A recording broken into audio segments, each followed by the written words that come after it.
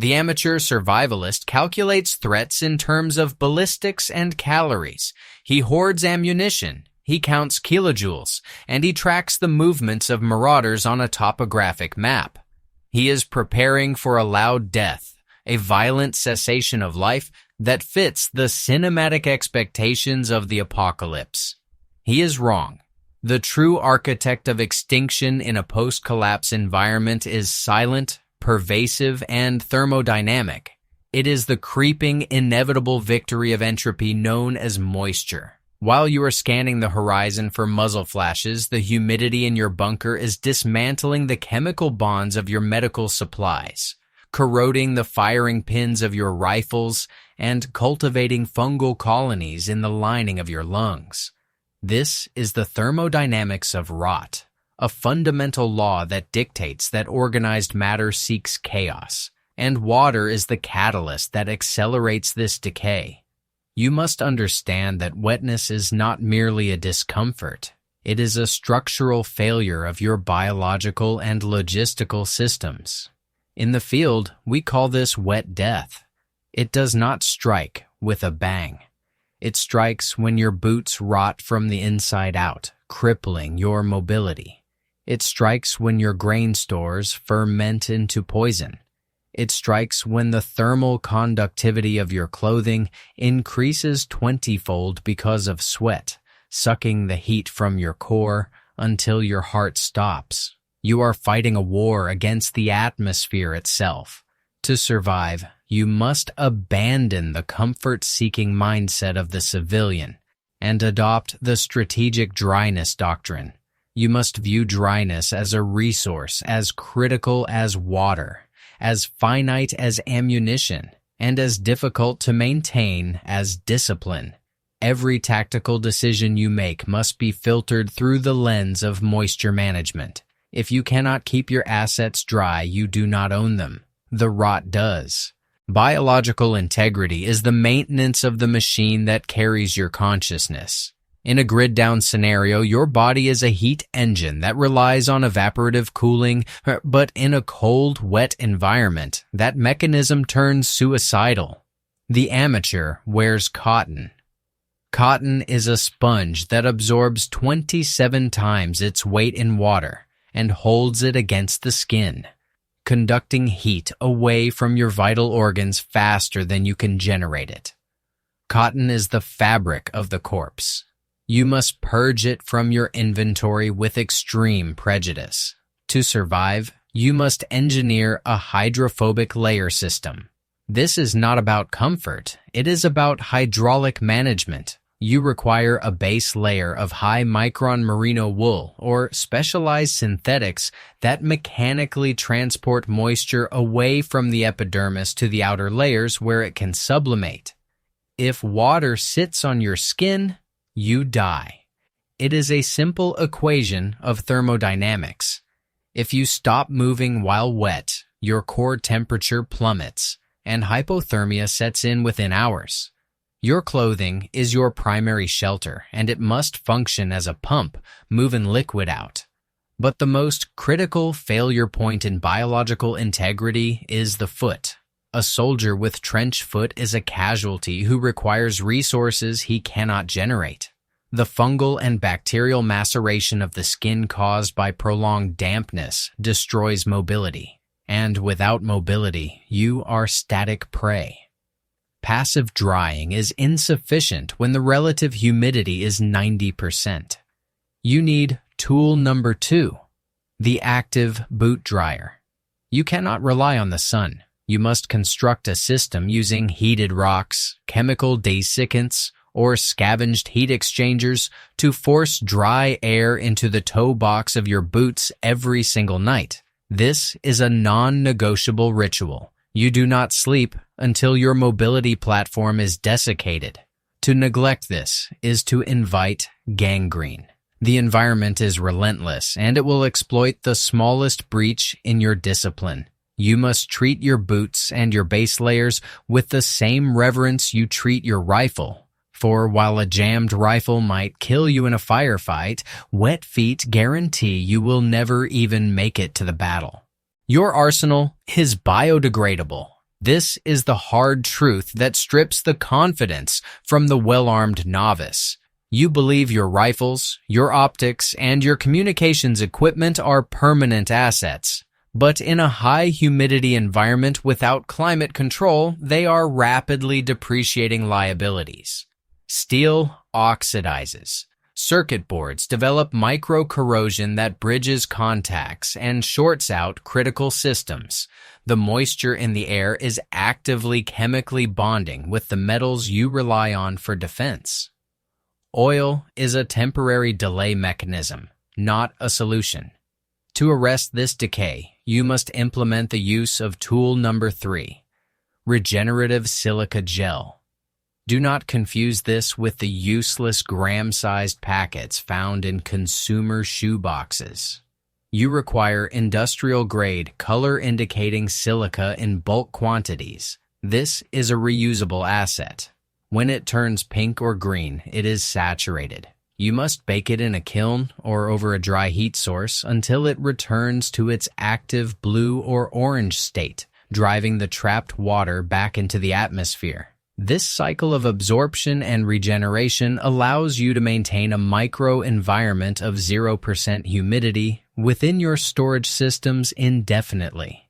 However, desiccant is useless if you are trying to dry the entire atmosphere. This brings us to tool number 4, the hermetic seal.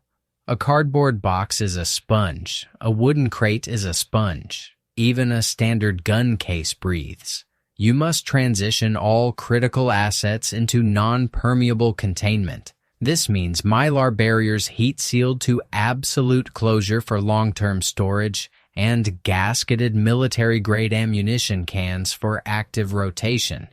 You must inspect the rubber gaskets on every container you own. If they are cracked, the container is compromised, and your ammunition is degrading. Primers deaden, powder burns inconsistently, and casings fuse to chambers. You will implement a strict protocol of weapon cycling.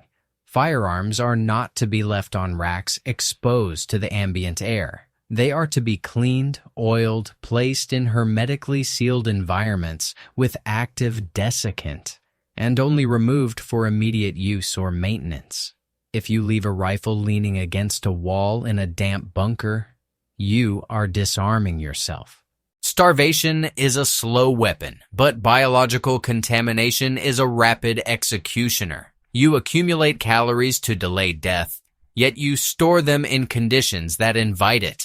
The novice seals grain in a bucket and assumes safety. He fails to understand that the air trapped inside that bucket and the microscopic moisture content of the grain itself is a dormant biological weapon. If the internal humidity of your food stores exceeds 12%, you are farming mold.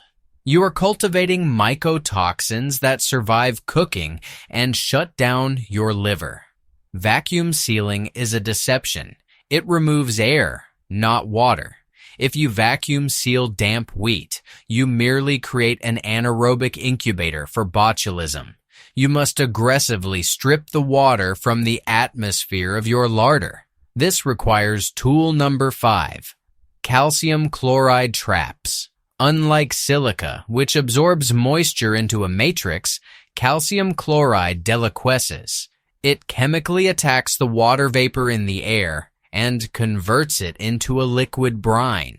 It is a high-capacity industrial desiccant capable of drying out entire root cellars and bunkers, where silica would saturate in hours. You must deploy these traps in the corners of your food storage areas to create a localized desert. Do not mistake oxygen deprivation for moisture control. Oxygen absorbers prevent oxidation and insect growth, but they do nothing for the water content that fuels fungal blooms. You must separate these variables. First, you ensure the product is dry to a crisp snap. Second, you control the ambient humidity of the room with calcium chloride to prevent external migration. Third, you seal. If you skip the drying phase, you are not a survivalist. You are a hoarder of compost. You must patrol your pantry with the understanding that every spore is an enemy combatant waiting for a drop of water to begin its campaign against your life. You view your shelter as a fortress against ballistics. I view it as a membrane against the atmosphere. Most survivors will rot inside their own fortifications because they fail to understand the physics of the envelope they inhabit.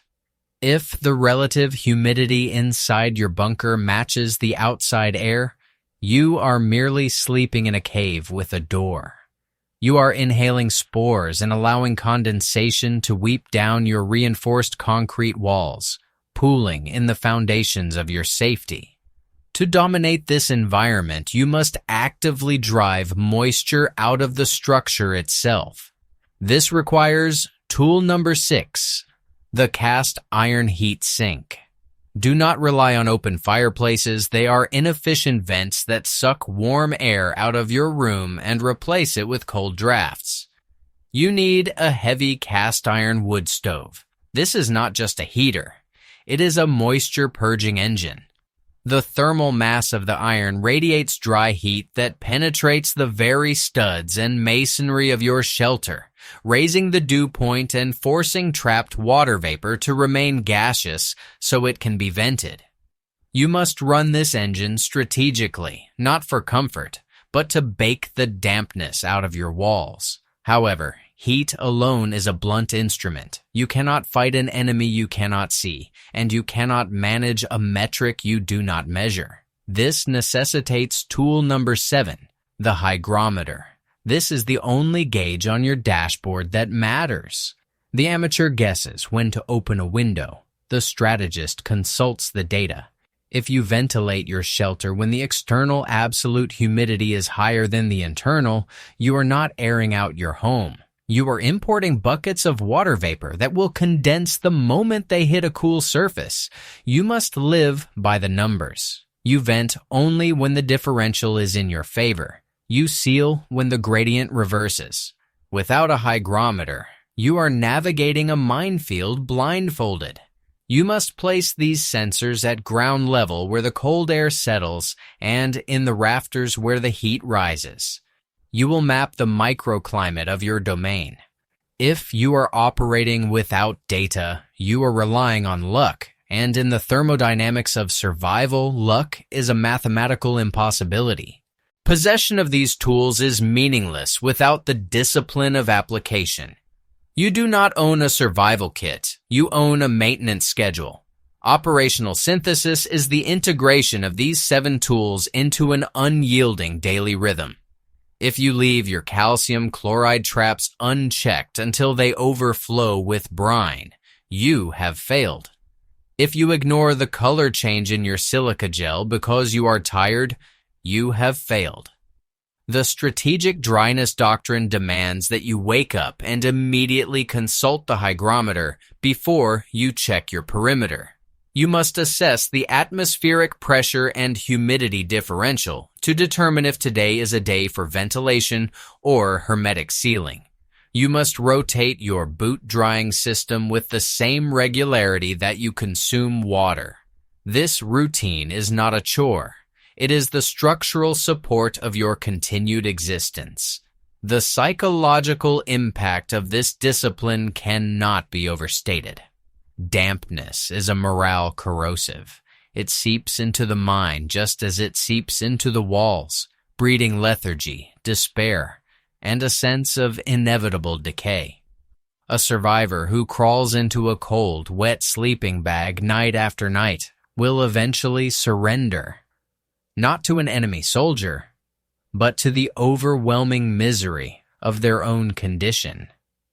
Conversely, the ability to retreat to a bone-dry sanctuary, to put on socks that have been chemically desiccated, and to handle weapons that function flawlessly provides a psychological anchor. It proves that you are still the master of your environment, not its victim. You must establish a dry standard for your group. 0 tolerance for wet gear inside the perimeter. Zero tolerance for unchecked corrosion. Zero tolerance for the laziness that allows rot to take hold.